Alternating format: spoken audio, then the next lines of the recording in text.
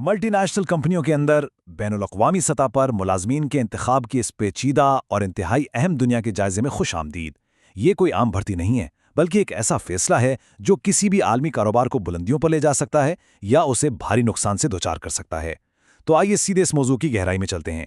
फर्ज करें आपको जापान में एक अहम ओहदे के लिए किसी का इंतखाब करना है। आपके पास दो ऑप्शंस हैं, एक ऐसा तकनीकी जीनियस जिसे दूसरी सकाफतों का कोई तजुर्बा नहीं, और दूसरा एक दरमियानी दर्जे का कारकुन जो खुद को किसी भी नए माहौल में बाआसानी ढाल लेता है। आप किसे चुनेंगे? ये सवाल हमें बताता है कि बैनुल अक़वामी ओहदे के लिए उम्मीदवार का इंतखाब किसी मकामी प्रमोशन से बिल्कुल मुख्तलिफ सोच का तकाजा करता है। और अगर ये इंतखाब गलत हो जाए तो इसकी कीमत दंग कर देने वाली हो सकती है। हैरान कुन तौर पर किसी गैर मुल्की तकर्रुरी की नाकामी कारोबार को उस मुलाजिम की सालाना तनख्वाह से 5 गुना तक महंगी पड़ सकती है। जी हाँ, 5 गुना। ये एक ऐसा खौफनाक मालियाती खतरा है जिससे कोई भी कंपनी नज़रअंदाज करने का सोच भी नहीं सकती। तो उन होशरुबा, माली और ऑपरेशनल खतरात को कम करने के लिए दुनिया की टॉप कंपनियां आखिर करती क्या हैं? आज के इस तजिए में हम इसी रोड मैप पर बात करेंगे, जिसमें आलमी भर्ती के खतरात, इंटरव्यू के जदीद तरीके, मुताबकत की जांच, इंतखाब के मेयार और आखिर में तकर्रुरी के एक जामे तरीक़ाकार का जायजा लिया जाएगा। चलें सबसे पहले आलमी भर्ती के इन बड़े खतरात और बुनियादों पर नज़र डालते हैं जो ये तय करते हैं कि तंजीमें अपने टैलेंट को किस हिकमत अमली के तहत इस्तेमाल करती हैं। आमतौर पर मल्टीनेशनल कंपनियां 4 बुनियादी फ्रेमवर्क्स में से कोई एक अपनाती हैं। एथेनोसेंट्रिक यानी अपने ही मुल्क के लोगों को बाहर भेजना, पॉलीसेंट्रिक जिसमें मेज़बान मुल्क के मुकामी लोगों को भर्ती किया जाता है, या फिर जियोसेंट्रिक और रीजियोसेंट्रिक मॉडल्स जो आलमी या इलाकाई सतह पर टैलेंट तलाश करते हैं। ये फ्रेमवर्क बराह रास्त उन कंपनियों की हायरिंग स्ट्रैटेजी को कंट्रोल करते हैं। अब आप सोच रहे होंगे कि लोग इतनी बड़ी सतह पर नाकाम क्यों होते हैं? दिलचस्प बात यह है कि सिर्फ तकनीकी महारत कामयाबी की गारंटी नहीं होती। ज़्यादातर नाकामियां खानदानी मसाइल, जुबान की रुकावटों या नई सकाफत से हम आहंग ना हो पाने की वजह से होती हैं। ये वो ज़ाती और सकाफती खामियां हैं जो बेहतरीन टैलेंट को भी ज़ाया कर देती हैं। तो इन नाकामियों की शरह को कम करने के लिए क्या किया जाए? मल्टीनेशनल कंपनियों ने अब रिवायती इंटरव्यूज़ को महज एक आम गपशप के बजाय एक इंतहाई मुनज़्ज़म और डेटा पर मबनी अमल में बदल दिया है। यहाँ 2 तरीक़े हैं, मुनज़्ज़म यानी स्ट्रक्चर्ड और गैर मुनज़्ज़म इंटरव्यूज़। गैर मुनज़्ज़म इंटरव्यू बस एक आम सी बातचीत लगती है जिसमें तासुब का खतरा बहुत ज़्यादा होता है। दूसरी तरफ मुनज़्ज़म तरीक़ाकार में तमाम उम्मीदवारों से एक जैसे मेयारी सवालात पूछे जाते हैं। इसीलिए गूगल जैसी टॉप फर्म्स स्ट्रक्चर्ड अप्रोच को तरजीह देती हैं ताकि हर उम्मीदवार को जांचने का पैमाना बिल्कुल एक जैसा और शफाफ हो। अमेज़न जैसी बड़ी कंपनियां एक कदम और आगे जाती हैं और रवैयों पर मबनी इंटरव्यूज़ या BEI का इस्तेमाल करती हैं। वो ख़ास तौर पर देखते हैं कि आपने माजी में किसी मुश्किल या सकाफती चैलेंज का सामना कैसे किया था, क्योंकि वो जानते हैं कि माजी का रवैया ही आपके मुस्तकबिल की कारकर्दगी का बेहतरीन इशारा है।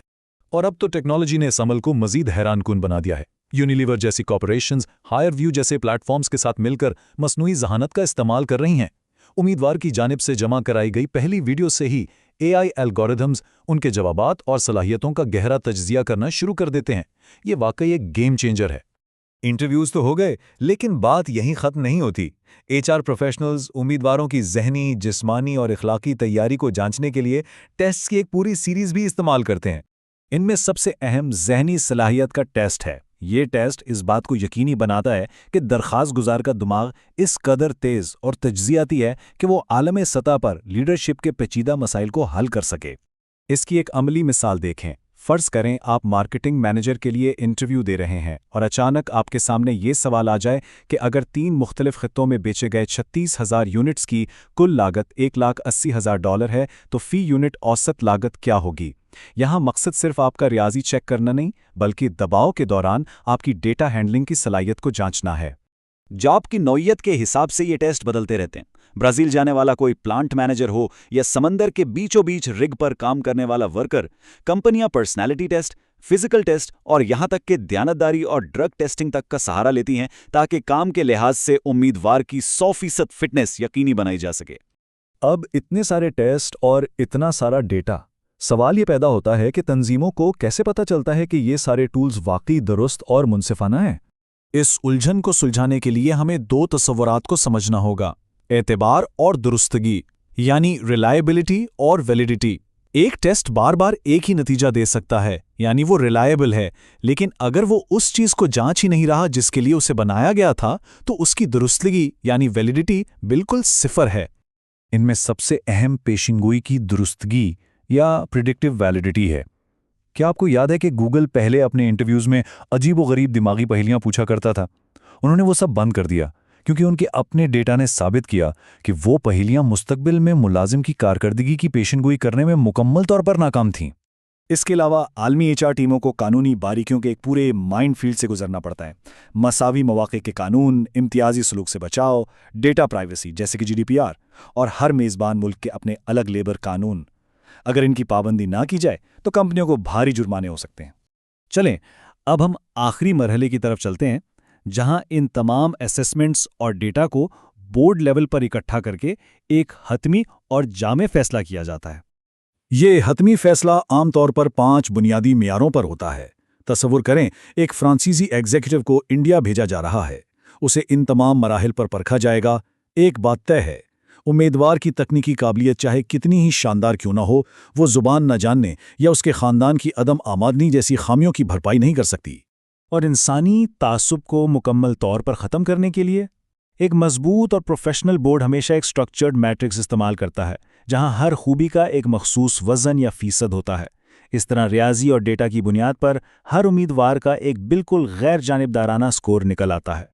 آپ کو معلوم ہے کہ بہترین کمپنیاں کیا کرتی ہیں؟ نیسلے جیسی ملٹی نیشنلز صرف امیدوار کا ٹیسٹ نہیں لیتی، بلکہ وہ ان کی کامیابی میں عملی سرمایہ کاری کرتی ہیں۔